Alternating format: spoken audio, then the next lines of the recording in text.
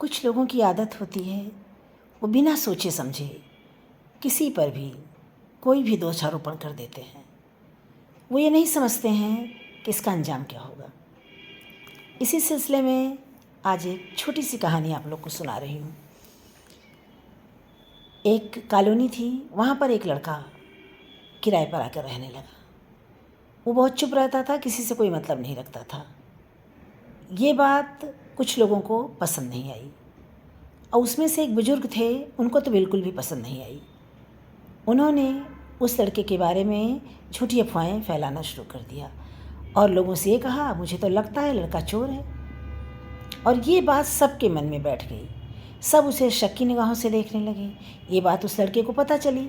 उसने लोगों से कहा कि ऐसा कुछ नहीं है, मेरा रिजर्व नेचर है, मैं ज़्यादा किसी से बात नहीं करता, मैं चोर नहीं हूँ, मैं कोई गलत काम नहीं करता। लेकिन लोग तो लोग हैं, उन्हें तो अफवाह फैलाने में मज़ा आता है। लोगों की सुनी सुनाई बातों पर उन्होंने उस पर शक ही करना शुरू कर दिया, उसकी बातों पर विश्वास नहीं किया। एक दिन उसी कॉलोनी में चोरी हुई। सबका शक उसी लड़के पर गया और उन्होंने उसके खिलाफ रिपोर्ट लिखवा दी। उसके नाम किसी ने चोरी की होगी। पुलिस उसे पकड़ कर ले गई, उसे जेल में डाला, लेकिन उसके खिलाफ कोई भी सबूत नहीं मिला। तो पुलिस ने उसे बाइज्जत बरी कर दिया, कहा तुम जाओ। वो घर आया, उसने अपने दोस्त से बात की। उसके दोस्त ने उसे एक सलाह दी और उसने सीधे उस बुजुर्ग के खिलाफ मुकदमा कर दिया। मानहानि का मुकदमा चला। दोनों बुलाए गए। जज ने उससे पूछा, क्या तुमने कभी इसे चोरी करते हुए देखा है, कुछ गलत करते हुए देखा है? तुमने किस बात पर यह आक्षेप लगा दिया कि ये लड़का गलत है या चोर है? उन्होंने कहा, बस मैंने तो ऐसे ही कह दिया था, मेरे मन में आया, एक टिप्पणी की तरह था, इसका तो कोई सबूत मेरे पास नहीं है। उन्होंने कहा, ठीक है, तुम जो तुमने लोगों से कहा है उसे एक कागज़ पे लिखो। उन्होंने लिख लिया। बोले, अब इसका फैसला मैं करूँगा, लेकिन आज इस कागज़ के हज़ारों टुकड़े कर दो, छोटे छोटे टुकड़े कर दो और इसे सड़क पर बिखेर दो। कल आना, कल इसका फैसला होगा।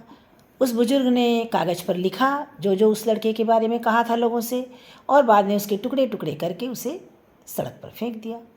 दूसरे दिन जज ने उससे बुजुर्ग से कहा कि जाओ उन सारे कागज़ के टुकड़ों को बटोर के ले आओ। उसने कहा कि ऐसा कैसे संभव है, वो कागज़ के टुकड़े तो हवा में उड़ गए, अब वो मिलेंगे ही नहीं।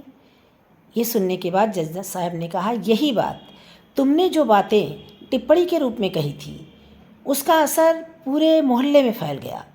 उसके बच्चे के मान सम्मान स्वाभिमान पर चोट लगी। लोग उसी बात को सच समझने लगे जो तुमने कहा।